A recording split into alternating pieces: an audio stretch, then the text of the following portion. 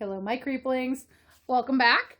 So I know that I went on a little kick for two things lately. Early 2000s, early millennial horror, and what's the word I'm looking for?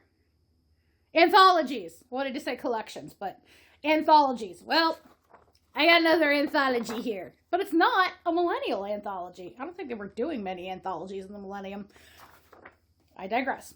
So, I think I heard about this one on Twitter, y'all.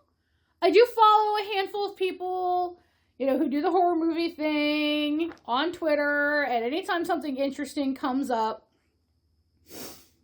I bookmark it and I look for it later, whether I can find it at my library or on the Internet Archive or somewhere. I found this one on the Internet Archive. This is the film Necronomicon, Book of the Dead, released in 1993. This one is, like I said, a anthology with 3 main stories and then the wraparound story, the overarching story. This is not the Necronomicon of the Evil Dead series, but there is some Evil Dead ties in the production crew, which I will get to eventually. This is actually produced by Brian Yuzna and directed by Brian Yuzna, Christophe Gans, and I'm going to butcher this because I do not know Asiatic languages, and this is a Japanese name, Shushuke Kaneko, I believe. Now, Brian Yuzna we've talked about on this channel a little bit before, I believe, when we watched Reanimator. He's one of the producers of Reanimator. He's also worked with that group producing From Beyond, which is on my list of things to watch. But he also directs horror movies, and I know that he is responsible for one, again, that is on my watch list, and I have a copy of it somewhere, Society, which comes highly recommended. He did the wraparound story and the first story. Or the last story. The last story, excuse me. And then Christophe Gans. I'm familiar with him from the Silent Hill movie and the sequel. And he also did Brotherhood of the Wolf. Again, something I just was reminded of, that, one of those, I have never seen it, but I had heard of it. So he's definitely got horror under his belt. Shushuke Kaneko did the middle story. Christophe Gans did the first story. I will go over these again as I talk about the stories. He's mainly a Japanese director. I have never seen anything else he has done. I tend to not get into Japanese horror. I've only ever seen some of the remakes, like The Ring and The Grudge. And even then, The Grudge, it was bits and pieces. I know I'm going to sit down and rewatch it. But I'm not usually big on Japanese horror. It never spoke to me. I'm not yucking somebody else's yum. There are people who love the Japanese horror genre. I don't know if at the time I was watching it, my brain was not ready to accept it or what. Maybe I'll go back and revisit it after watching some of the American remakes. I don't know. But I am totally getting off of the plot here. Okay. This was released straight to video here in the States. October 29th, 1996. It sat for a while because it was released. It was put out, I believe, on the. Let me double check my notes.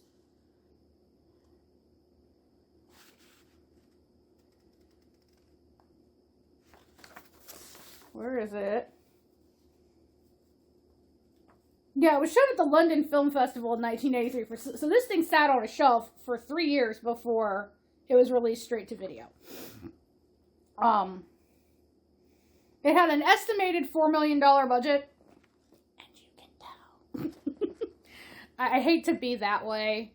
Because this really was a delightful little movie. It's just, you can tell they had a very thin budget and had to spread it around, because not only is this 4 different stories, so 3 mains in the wraparound, but each one takes place in a different area. So you have 4 period pieces.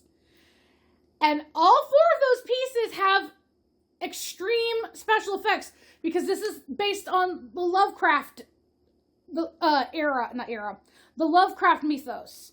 So we start in the Lovecraft contemporary era for him, because I'm just going to get into it. Okay, so we open with the wraparound story called The Library. We are introduced to H.P. Lovecraft himself. So this takes place in the 1930s. Here's the fun part. Here's where we start knocking off names. So, Jeffrey Combs. Yes, Dr. West himself. Dr. Mordred. Dr. Eck from the Attic Expeditions. Ooh, that was a fun one. Go back and watch my review on that one. That was my early days. I think that was the video that kind of inspired all of this. That's a story I'll tell another day.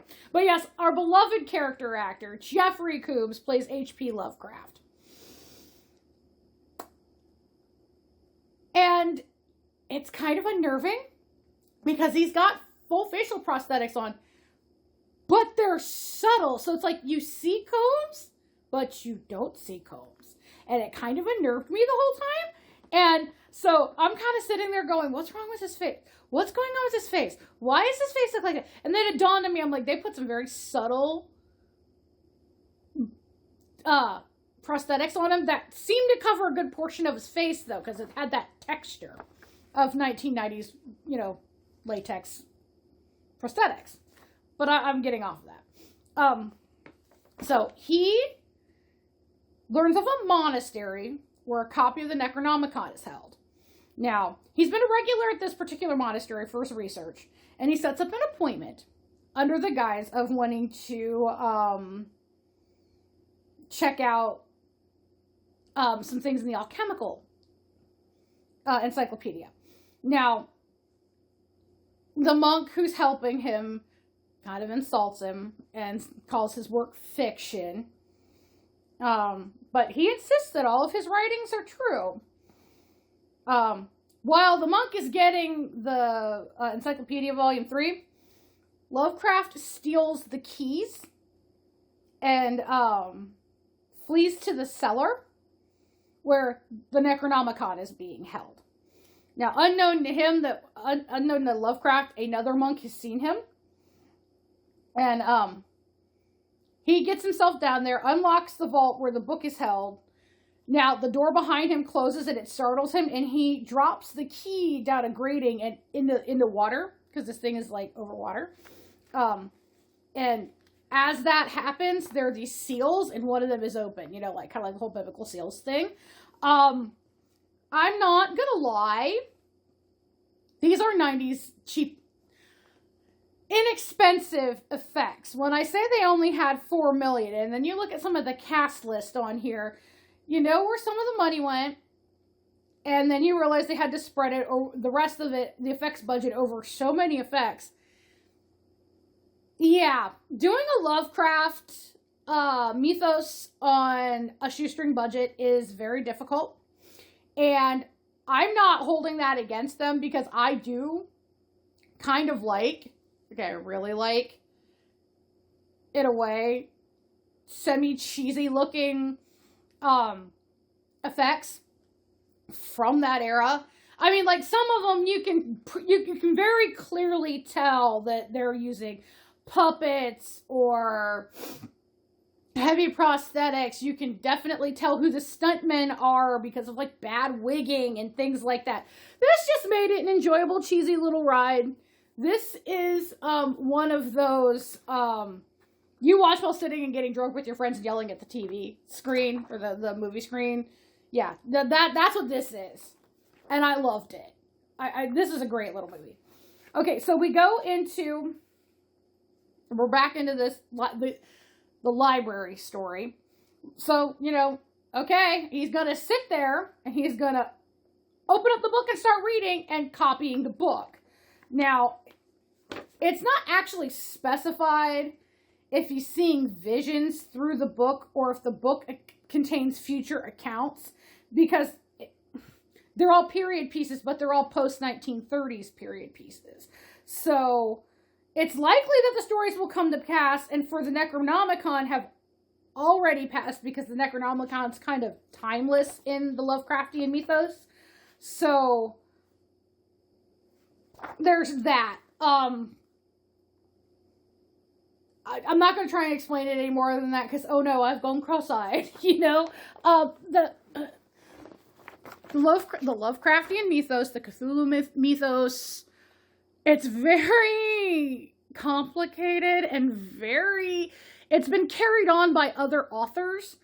And, you know, it's something that I've kind of dabbled in. I kind of want to get back into it. But I also don't have the patience for reading the original stuff because of the way Lovecraft writes. If you've ever, you know, when you read the older works in American Lit and English Lit, and it just doesn't sound right to a modern ear, that's kind of where I'm at with Lovecraft. But I do have a note on here about the Lovecraft prosthetic face. It kind of makes Jeffrey Combs look a little Bruce Campbell-ish. I figured that out during the second section of the wraparound. Yeah. I'm like, he looks a little Bruce Campbell-ish. They gave him some jaw and some chin there. So if anybody's watched this and thinks the same thing, comments, man, comments. So we go into our first story, which is called The Drowned. Context clues leave me to think that this takes place in the 1960s. We open with, let me get to the cast page as well. Edward de Lopere, I believe is how you pronounce his name, played by Bruce Payne. Now, Bruce Payne's a character actor. I'm mostly familiar with him from one of the better Highlander movies. I know, sacrilege. One of the better Highlander movies, Highlander Endgame, where we finally got both MacLeod immortals together. And also the cheesy D&D movies, the original Dungeons and Dragons movie that came out in the early 2000s, and then the even cheesier straight-to-TV Sci-Fi Channel premiere D&D Wrath of the Dragon God. He played the villain in both of those, Damodar. He's not the villain in this one, and it was actually quite interesting to see that. Even though this is supposed to take place in the 60s, this guy's got a very late 80s, early 90s, almost mullet hairstyle. It was throwing me off. But going back. We see him and a woman pull up to this old abandoned hotel. We learn that he had been tracked down in Sweden to inherit the hotel. That's his inheritance. The woman's the lawyer for the estate, and they walk through, and she's like, she makes a note of telling him that, you know, there are caves underneath here that have been worn out by water, because it's a seaside hotel. It probably would have been a really grand hotel at one point in time, but now it's just, you know, falling apart. She's like, do yourself a favor, sell this, get some money out of it, because it's just going to fall apart on you someday. And they talk about the family history a little bit, and they make a note. There's a note made of there's this portrait of apparently his would have been his aunt, I believe. So yeah, it's kind of all over the place. But, you know, you do learn that he's the only de la Pere left, and he's inherited this. Now, what kind of is throwing me off about this, that keep calling Jethro de la Pere his uncle. In the flashbacks, it looks like it's almost been 100 years. So, either it's like a great-great uncle, and they never found anybody else in the family line because this guy was in Sweden, or they seriously got their timelines messed up. It was a little weird. But he's left a sealed envelope from Jethro de la Pere, and he, later that night, he's sitting there, he cracks it open, and learns of how his uncle died. Now, there was upon a boat trip return to New England, a crash on the shore killed everybody on the boat except for him, and everybody included his wife and his son. When he comes to, they have the bodies laid out in his home, and, he realizes what had happened, and he picks up, the big family Bible and throws it into the fire, and set in front of several funeral mourners, because you got to remember, back in that time, you did your funeral at home. The funeral parlors were few and far between for a lot of communities. Undertaking didn't really get to become a thing, and it started slowly until around the Civil War. From what I remember, I'm not an expert on this. There are plenty of people who are, though, on YouTube. Check them out. But he tosses this big family Bible into the fireplace. It goes up in a blaze, and he says something along the lines that any God who would take from him is not welcome in his life, or in his home, excuse me. Later that night, this kind of odd Lovecraftian fish person, dressed up like, Gorton's fisherman, kind of old-timey fisherman thing with the heavy slicker and the big hat. But the face is quite obviously Lovecraftian fish person. There are a handful of Lovecraftian-based stories that talk about people who, had bred with things from the deep, if I remember correctly. I think one of the towns that they talk about is Innsmouth. Again, I've only dabbled in the Lovecraftian mythos. I really do need to look into more. But this fish person shows up, stormy night, I could barely understand what he was saying, but he said something about him not being alone, and then leaves behind an English translation of the Necronomicon. Now, Jethro reads the book and uses it to bring his family back to life. Now, we've all seen Pet Sematary, right? We've read the book. This just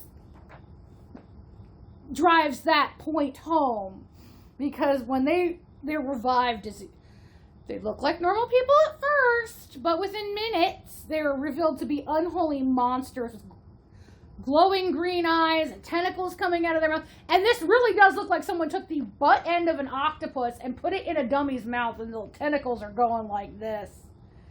It looks cool, but it also looks cheesy. Nowadays, they would have cleaned that up with CGI or full on done. I got hair. Excuse me. Or full on done it as CGI.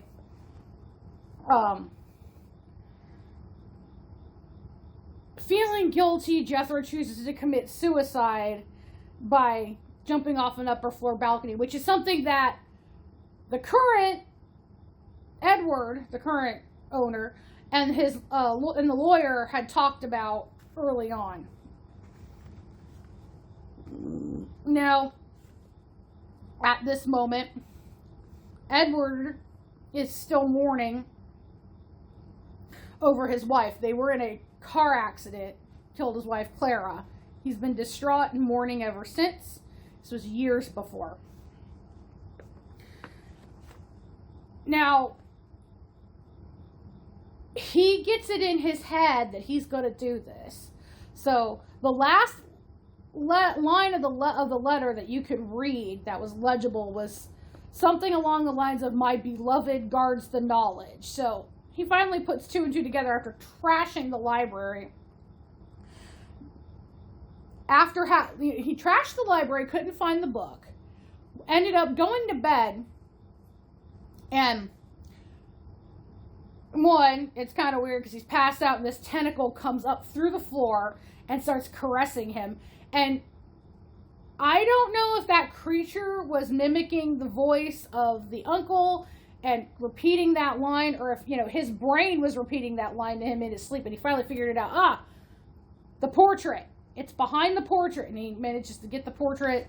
It doesn't come off the wall. It cracks open like a cupboard. And yes, he finds the Necronomicon. He does the ritual and revives her.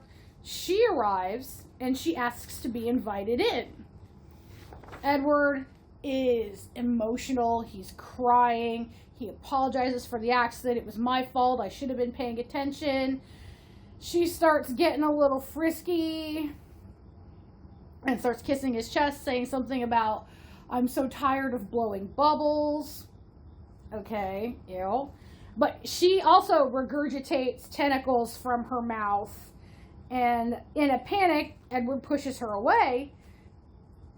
She starts attacking him, but he grabs a sword off the wall. It's a decorative piece, but apparently it's sharp enough that he cuts her, and she turns into a tentacle that leads underneath the floor. And you find out that it's like this creature. Again, the Lovecraftian tentacles, big gaping maw with teeth, one big eye. If you've... Sorry, late night filming again. If you've played in the Cthulhu mythos, tentacles are a big thing. Big gaping maws are a big thing. Fangs are a big thing. This is Lovecraft's wet dream. Looks a little cheesy still, but I'm willing to forgive it because it was a really neat design.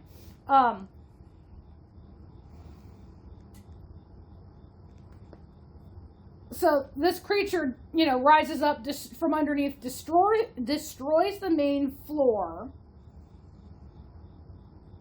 and it starts, pulling it, banister supports and chairs, because he's on the second floor. So he runs and jumps on this rope and pulley system that has the chandelier attached to it, and eventually manages to climb up. And where the chandelier meets the ceiling, around the joist is a bunch of stained glass. So he starts punching the stained glass to escape. Sunlight hits the creature. The creature drives it away. The sunlight drives the creature away. Now, he pushes the chandelier rope free of the pulley. And the chandelier is this lovely gothic spiky thing.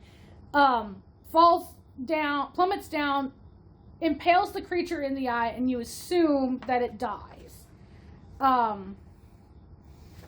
Edward's now on the roof, and he chooses to not commit suicide like his uncle did. So, yeah. It was an interesting story. It was probably my second favorite out of all three of them. Very interesting premise. Again, I just felt like sometimes these anthology movies, I feel like they do too many stories, and some of them either need fleshed out or they didn't do enough stories because they've overfleshed. This is one of those that I felt like maybe it could have been fleshed out just a wee bit more. Instead of taking place over what feels like over 24 hours, give him like a little bit of time. So then we cut to Lovecraft making notes, another seal opening, and him reading the next story, which is called The Cold. Again, it's not specifically mentioned, but again, going by context clues, the main part of the narrative is modern, but the flashback points are in the 70s. So the Drowned, Bruce Payne was the only real big name. Richard Lynch played Jethro de Lopere, and he was a character actor from the 70s and 80s. Played mostly villains, and that was about all I, face-wise, could pick out. Now, the second story, called The Cold, this one's got 3 people that I recognized. The ones that I did not recognize are Bess Meyer as Emily Osterman, Millie Perkins as Lena, and Kurt Lowens as Mr. Hawkins. We go into Dennis Christopher, plays a character called Dale Porkle.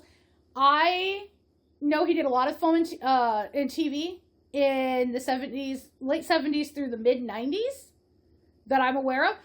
The biggest thing I'm aware of him doing is he was adult Eddie Kaspbrak in the 90s It miniseries with Tim Curry. That's like, every time I see him, that's the first thing I think of him from. And I've seen him in a handful of things. And then we've got Gary Graham as a character named Sam. Did lots of TV in the 80s and 90s, but I mostly know him as Sykes on Alien Nation, the Fox television adaptation, television series of the movie. I've only seen a handful of episodes. It's on my to-watch list for the coming year.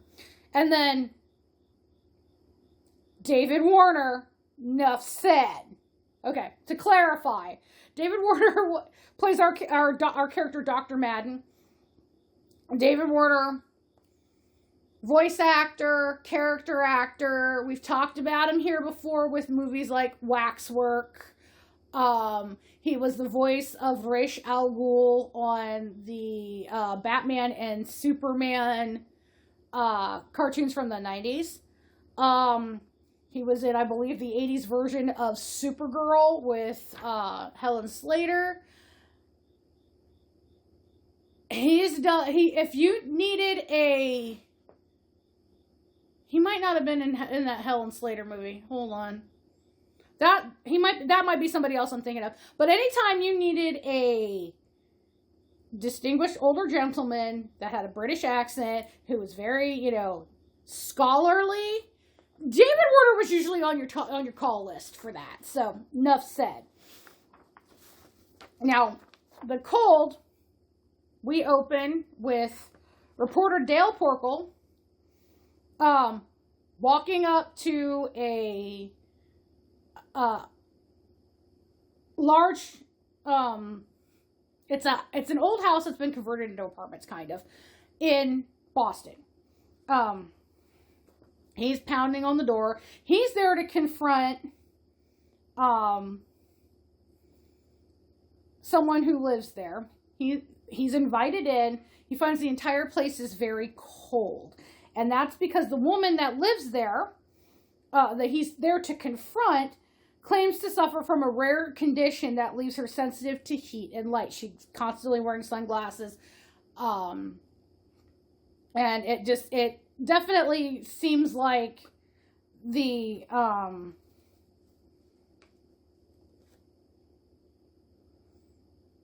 reporter is fucking freezing. He's kind of a bastard. He brings up that, X amount of bodies have been found over the years in this, area, all done away with with the same MO. And he's like, you need to tell me the truth or I'm just going to run my story like it is and then you'll have to deal with the police. The guy's an asshole. So, the woman he's talking to tells him the story of her mother, Emily, arriving in Boston 20 years earlier. So if this does take place in the modern age of the 90s, 20 years earlier would be the 70s, and trust me, some of the clothing gives away that it's the 70s.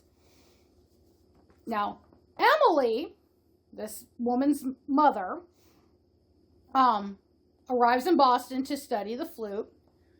She's also on the run from her stepfather.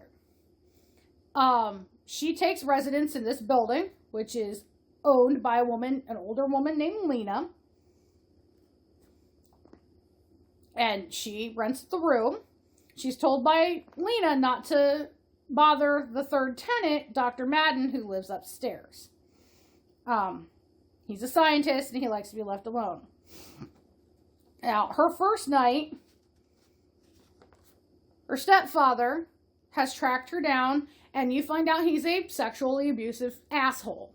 And there's a kerfuffle, and she runs up the stairs, and the door to the apartment upstairs is opened by Dr. Madden, and he grabs Sam's arm, stabs his hand with the scalpel, and Sam falls down the stairs, and that's the last that we see of him alive.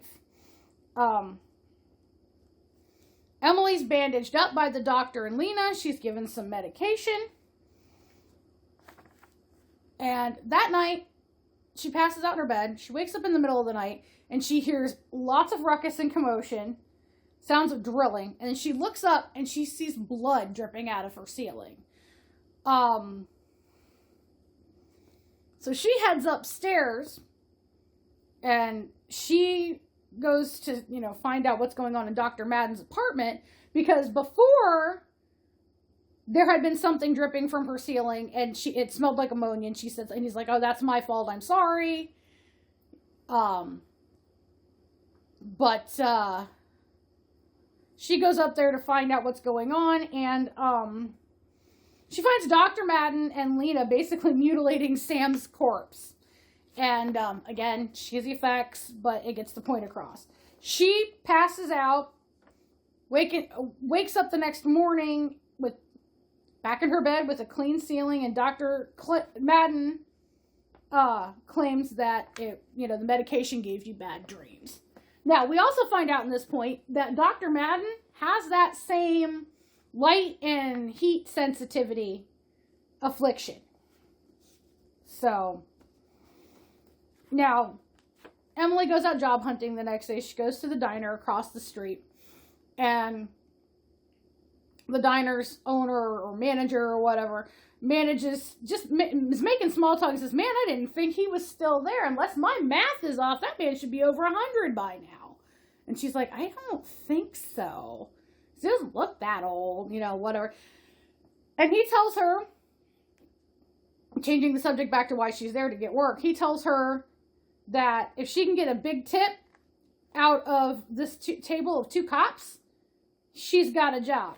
Well, she finds out that the cops have flyers and they're looking for Sam. So, she finds out he was murdered and all that jazz. She goes upstairs to confront Dr. Madden, and he comes clean. He's like, Sam was already dead from the fall. But I would have killed Sam regardless because of what he was doing. Because of what he did to you. Dr. Madden reveals that he's got a copy of the Necronomicon and explains about how it's given him information on how to sustain life. And he takes her into a greenhouse, which,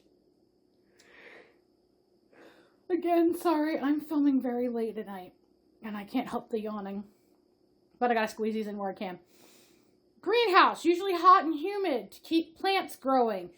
This one's obviously gotta be cold for him to be in it, but again, I'm going off on tangent here.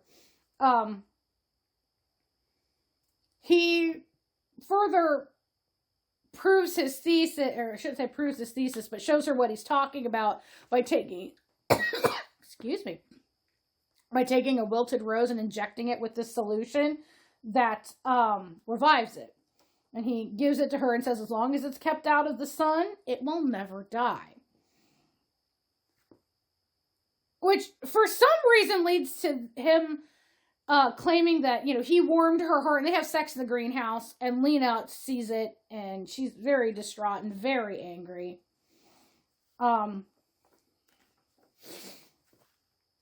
And, I mean, that moved fast. Later that night, or the next day it would probably be, Lena threatens to kill Emily if Emily will not kill her, because she's like, I can't do this. I have been in love with him, and he loves you, and I can't do this anymore. Because Dr. Madden, appreciated Lena for everything she'd done, but he didn't love her. But he was also very clear about that fact, too. So it's not like he was leading her on. It's just she was delusional and kept hoping for more. I mean, we've all been there. Usually in our teenage years when we don't understand how love works. Not when we're middle-aged, adults. But I think we've all been there once or twice. I'm not going to blame her for being mad that the feelings are, returned. But girl's cuckoo for Cocoa Puffs. But they scuffle. Emily leaves. But she comes back a few months later. And when she comes back, she finds that her, what would have been her boss from the diner, in Dr. Madden's apartment, struggling to avoid getting put in a cold sarcophagus. He manages to escape, but Lena stabs the man in the back and kills him.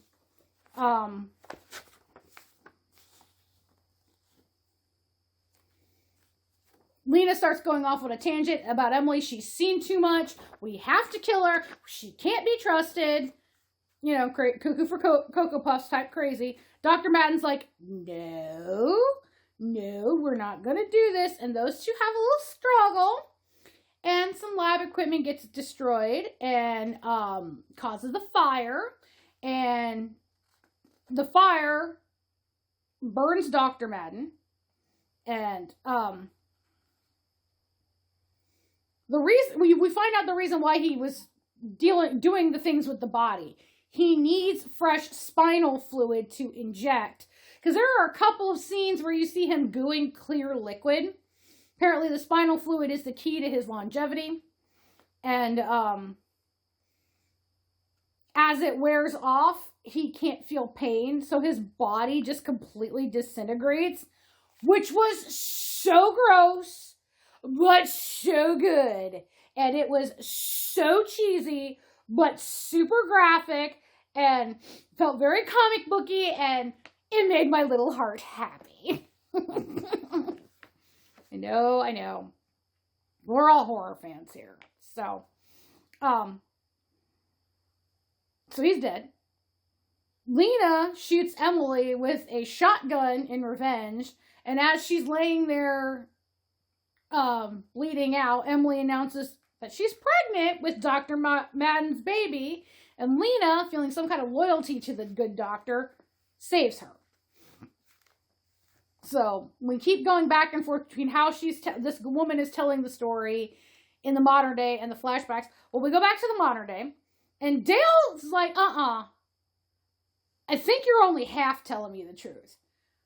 You're Emily. You have to be Emily. You got that same disease when you had sex with Dr. Madden. And she's like, oh yes, you're right. She also reveals that she's still quite pregnant, although it's not that visible, and hopes that one day her baby can be born. But she also reveals that she needs spinal fluid. Basically, she has to do the same thing the good doctor did. So she kept murdering for spinal fluid, which explains why there were 3 bodies that, turned up after the good doctor supposedly died. She chooses to keep a supply stockpiled, and this is when Dale realizes he's drugged and he's fucked. And as he passes out, you see an aged Lena with a syringe just coming at him. So obviously Lena's still stuck around for whatever loyalty to Dr. Madden and that unborn child. So, yeah. That was a good one. I actually did like that one quite a bit. But that could also be because it was David fucking Werner. He always brings a sense of solidity and gravitas to no matter what he's doing. The man can gnaw scenery and make it look like Shakespeare.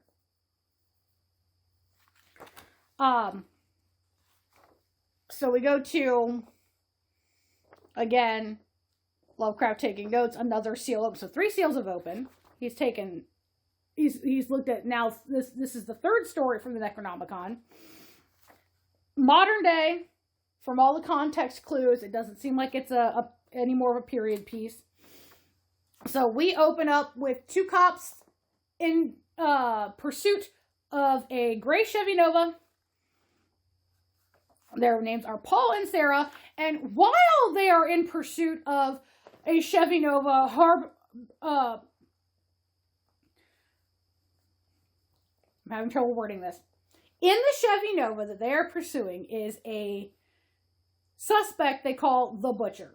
Now, while they are chasing the Butcher in this car chase, Paul and Sarah, the cops, are arguing over their failed relationship and her pregnancy.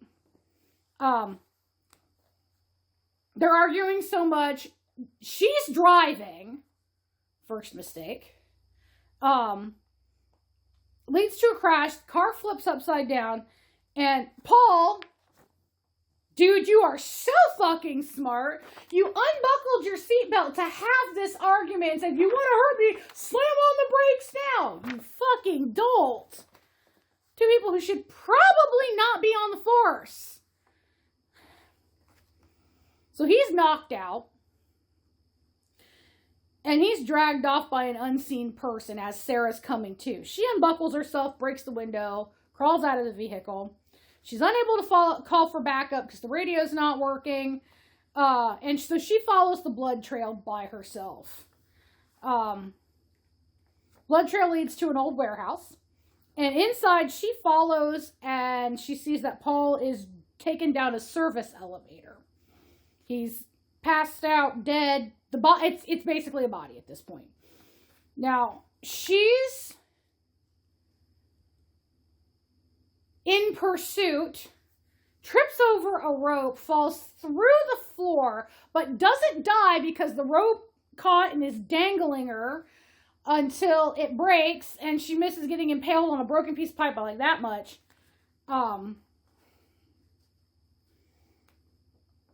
And as she's coming to and getting up, she sees this man with glasses. Now, this is where we start getting into... This does not have a big cast list. And there's only one name in this cast list. So, cast list, I'm probably going to pronounce this woman's first name wrong. It looks like it would be pronounced Signe, but it might be Sign because that is a Scandinavian name. So I'm going to say Signe, but if it's wrong, I apologize. So Signe Coleman as Sarah. I'm going to mispronounce this guy's last name too, but it's Oba Baba Tudende? Tundi?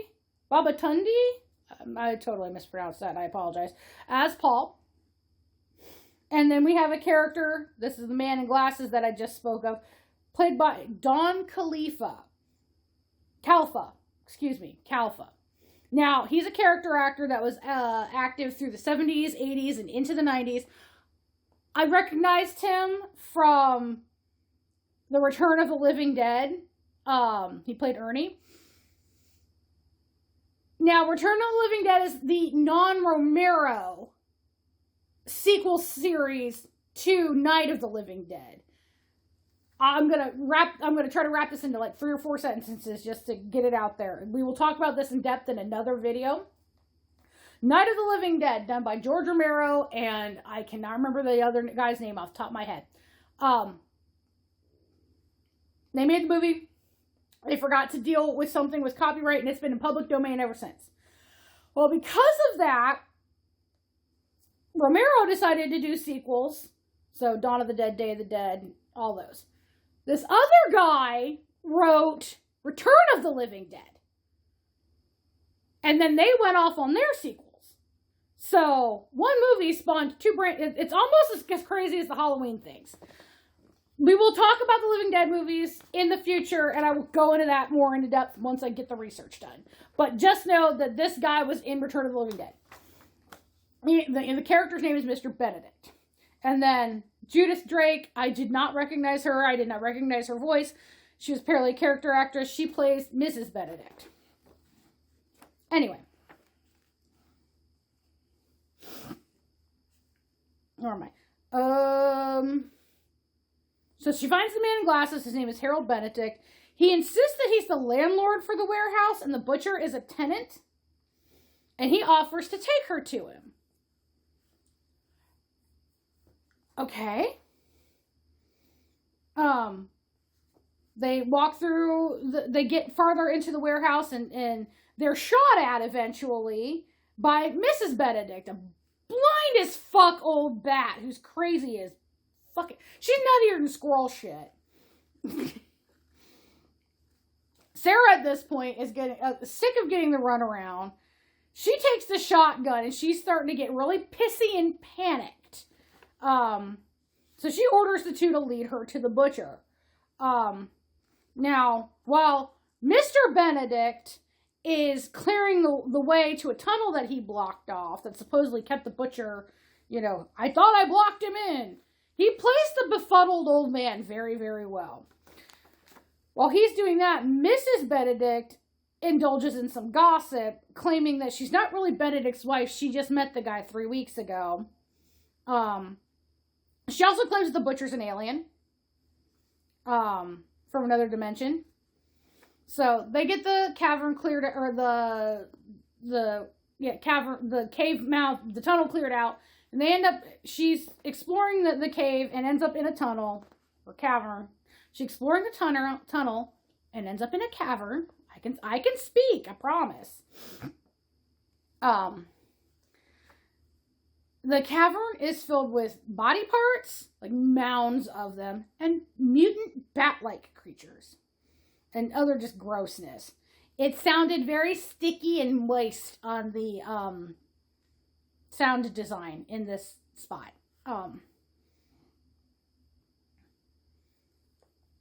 The hole that she had ended up falling into, the Benedicts had a ladder going down there, so they pull the ladder and leave her trapped. She's really panicking the deeper she ends up in the cavern. She's, talking. She's like, I'll keep the baby out. She's freaking the fuck out. She later finds Paul's body, but he's pretty much been eaten by the bat-like creatures and I don't know how the body's operating, but it is. I almost knocked my tripod over. That was fun.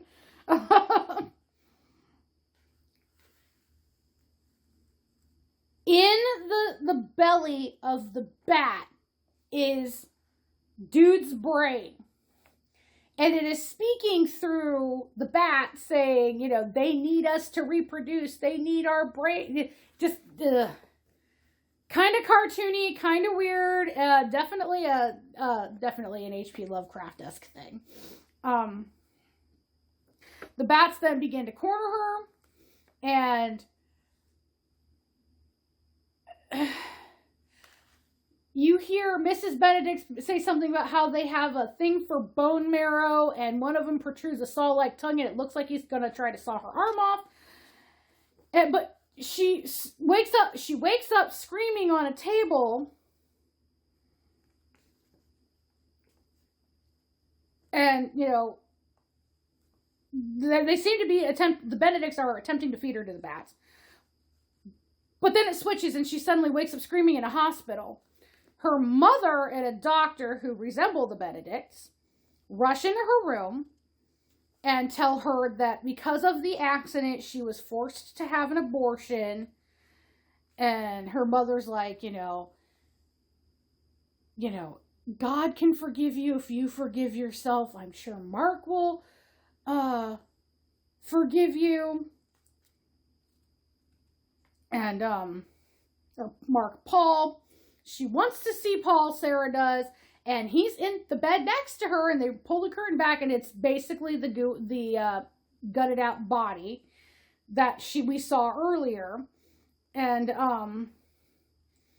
Sarah starts screaming in terror, even though her mother's telling her not to scare the baby. And Sarah's like, I don't understand. We had to get rid of the baby.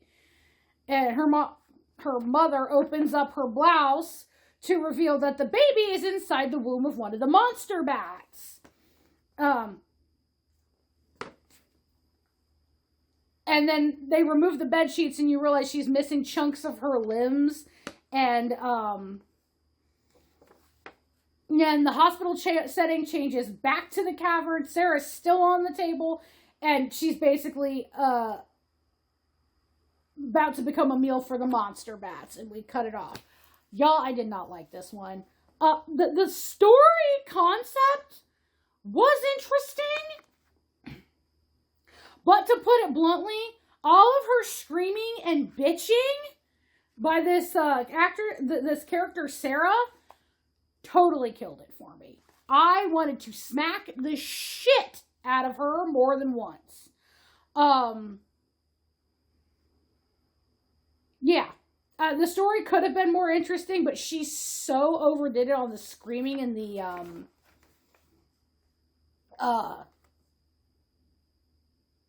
panicking. This was the one done by the Japanese director, so maybe that's part of it. Maybe he wanted more raw emotion and it got to be too much.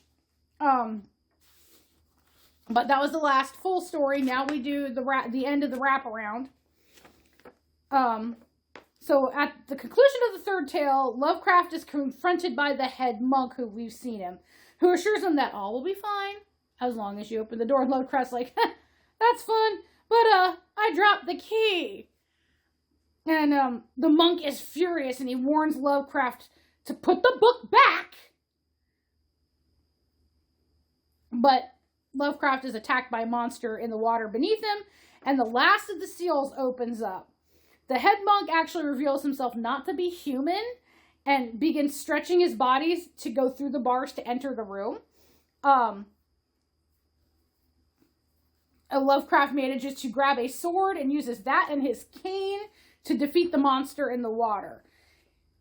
I don't remember exactly what happened with the monk. I think he knocked the monk out too. But he gathers his things, he grabs the Necronomicon and starts to leave. He's caught by one of the monks who tells him that his foolishness of his actions, you will pay for your misdeeds. But Lovecraft, shakes him off and escapes to the taxi that had been waiting for him, and he leaves unpursued. So, left it open-end so they could do some more. Like I said, I liked this all but that last story. And again, I think that's just because of all the screaming and bitching. But yeah, this was interesting. None of these stories were direct. I'm so sorry. None of these for the yawning. None of these stories were direct Lovecraft stories. These were all Lovecraft-esque stories. But they definitely had that feel. Like I said, this was shown in the London Film Festival on November 19th, 1993. And then it was released in Japan on the 13th of August in 1994. But here in the States, it sat on the shelf until it was released straight to video on October 29th of 1996.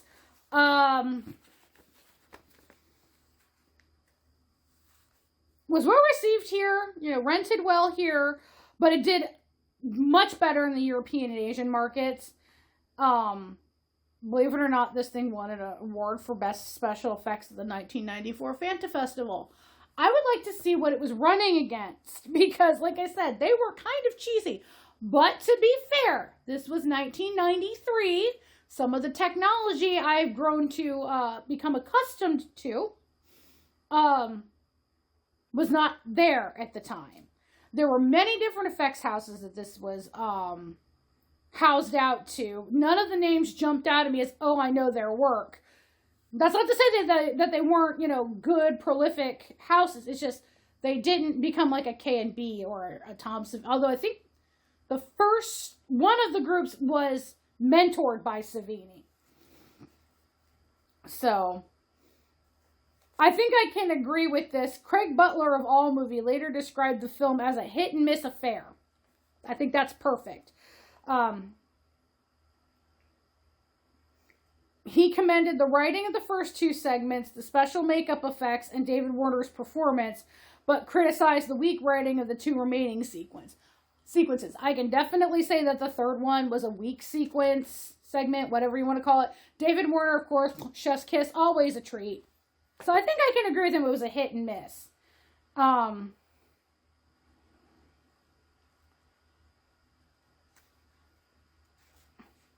Someone else wrote that in their 2006 book, Lurker in the Lobby, A Guide to the Cinema of H.P. Lovecraft, which I should read, Andrew Migliore and John Streisick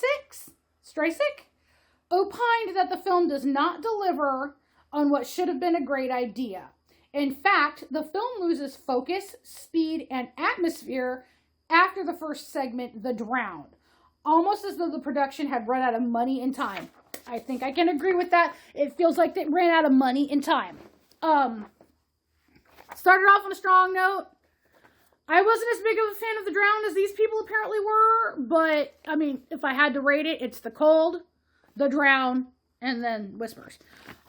Again, just to remind you, Brian Yuzna directed The Library and Whispers. So, I take that back. It was not the Asian guy. It was Brian Yuzna.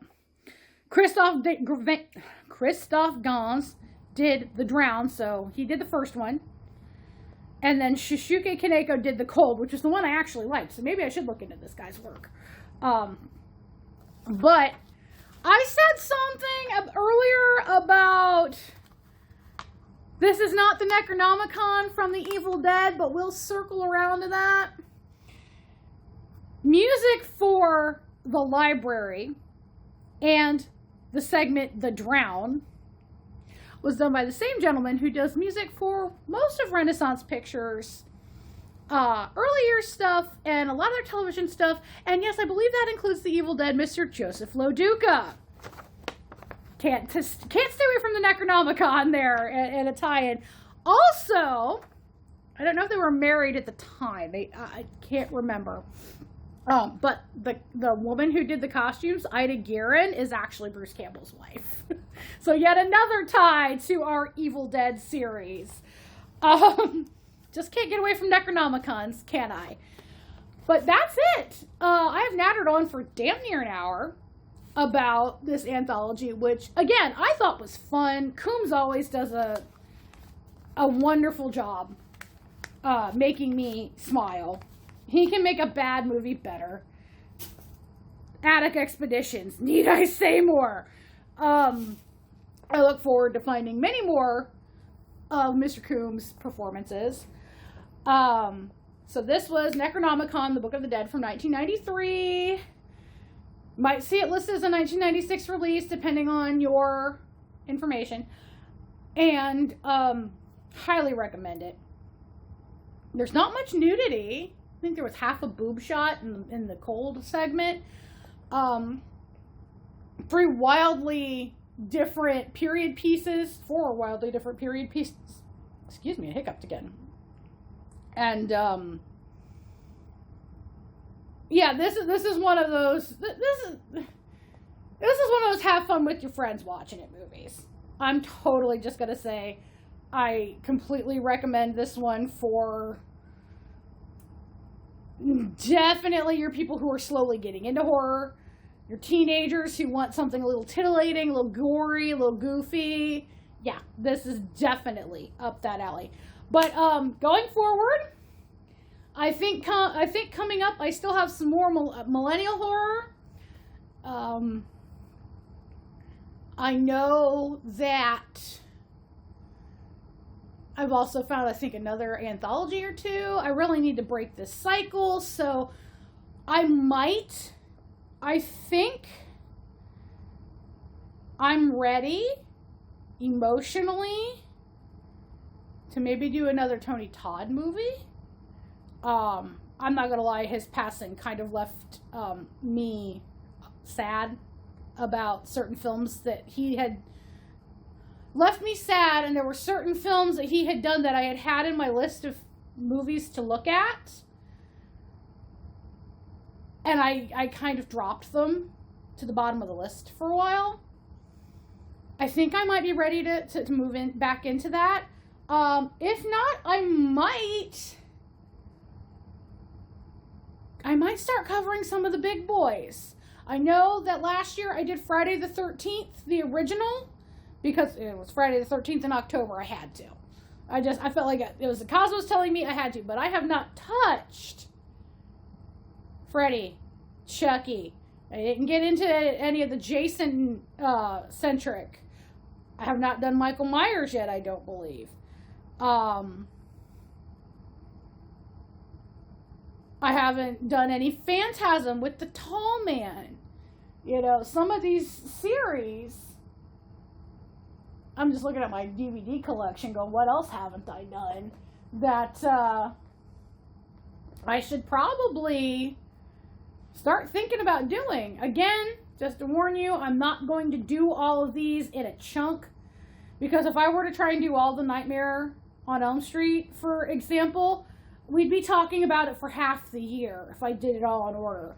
So, you know, I might do Nightmare on Elm Street, and then a couple months later do part 2, a couple months later do part 3, have other things peppered in there, of course.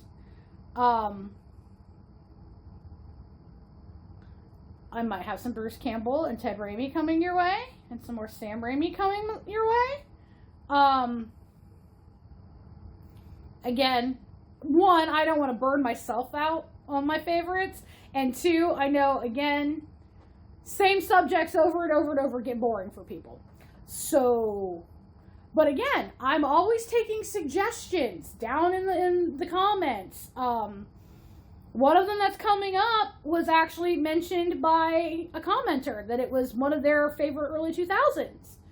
So, and I'm like, oh my god, I haven't seen that movie in forever. Well, I managed to get a copy of it. Now I'm going to sit and watch it and talk about it with you guys. So yes, you guys mention these movies, and if I can get a hold of them, I will put them in the rotation. I'm always taking suggestions for new movies, depending on if I can get a hold of them or not. I will not do something that is currently theatrically released, simply because it's, 1, hard for me to take notes in the dark, and 2, I don't want to have to pay to go see it more than once if I need to. That's the beauty about having the home release stuff, the stuff that's on streaming, the stuff that's, you know, VHS, yes, I'm old, is that if I need to watch it more than once to understand something, and some of these movies, going back to Jack Frost, for example, I think I watched that movie 3 or 4 times, because the first time I kept getting interrupted, the second time I had questions, third time I thought I had the answers to those questions, but then I watched a 4th time or something like that just to, you know, be sure. Some movies, and I'm not trying to say that they're complicated, sometimes it's just my head isn't in the right, I'm not in the right headspace to connect all the dots and such. Because again, you'll notice I've been yawning probably a lot more in videos, because again, I don't stop and edit that stuff out. This is me shooting from the hip here. I'm filming later at night. I'm filming after work rather than, I used to film on days off because I was home alone. Well, now I have the same days off as my husband. So I'm not home alone, and I'm not going to be the person to kick him out of the living room on his day off when he's sitting in his chair relaxing, because I need to film and he doesn't want to help me. So, or be involved in it.